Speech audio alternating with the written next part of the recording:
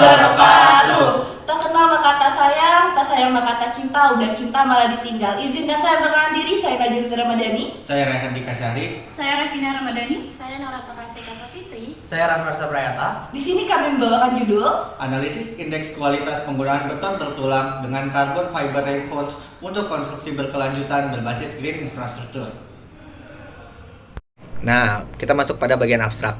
Pada bagian abstrak, karya ilmiah ini mendalam tentang pengembangan beton berpenguat serat karbon CFRP yang berfokus pada konsep green infrastructure. Green infrastructure merupakan pendekatan berkelanjutan dalam pengembangan infrastruktur perkotaan yang memanfaatkan elemen alami untuk meningkatkan kualitas lingkungan.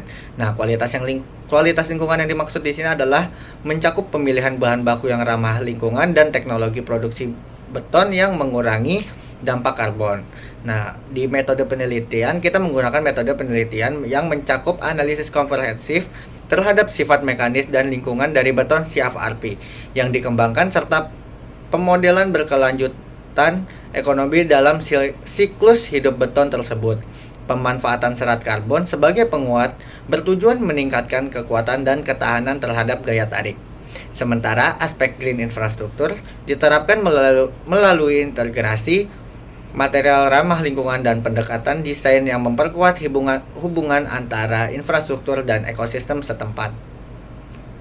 Nah, hasil penelitiannya menunjukkan bahwa beton CFRP berbasis green infrastruktur ini memiliki kinerja mekanis yang unggul dan dampak lingkungan yang lebih rendah dibandingkan dengan beton konvensional. Selain itu, model ekonomi siklus hidup menunjukkan keuntungan finansial jangka panjang melalui penggunaan bahan baku yang dapat diperbarui dan teknologi produksi yang efisien. Nah, selanjutnya penelitian ini memberikan kontribusi signifikan terhadap pengembangan material konstruksi berkelanjutan dan memperluas pemahaman kita tentang cara mengintegrasikan konsep green infrastruktur dalam infrastruktur perkotaan modern. Dengan menerapkan pendekatan ini diharapkan dapat menciptakan lingkungan yang binaan yang ramah lingkungan tahan lama dan berkontribusi pada upaya mitigasi perubahan iklim global. Latar belakang dari topik yang kami pilih. Dalam dunia konstruksi sendiri, salah satu bahan utama yang digunakan dalam struktur adalah beton untuk pembangunan gedung, jembatan, jalan, dan lain-lain.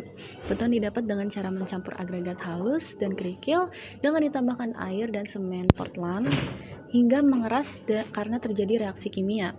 Pada umumnya, jenis beton yang digunakan dalam struktur tersebut adalah beton bertulang atau fabrik komposit namanya. Tapi hal yang ditakutkan dalam penggunaan beton bertulang itu berkaratnya tulangan-tulangan yang ada di dalam beton. Tapi kini telah bermunculan inovasi baru dengan menambahkan lapisan FRP, Fiber Reinforced Polymer, seperti penggunaan GFRP atau CFRP pada balok. FRP merupakan material penguat bebas karat yang dipilih karena bobotnya yang ringan dan kekuatannya yang tinggi, dan terdapat serat-serat karbon. Jadi bisa dibilang bahwa penggunaan GFRP dan CFRP sendiri dalam beton meningkatkan efisiensi karena tahan korosi dan mempunyai kuat tarik yang mumpuni, tidak berat sehingga mudah dipindahkan atau dibawa ke lokasi konstruksi. Kuncinya ada pada bahan utamanya, yaitu berupa silika atau pasir yang sumber dayanya tidak habis, yang melimpah dan ditemukan di mana-mana.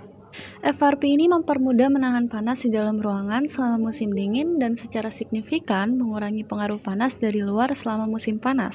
Artinya beton berfiber ini bisa menjadi bahan tambah ramah lingkungan dalam green infrastruktur.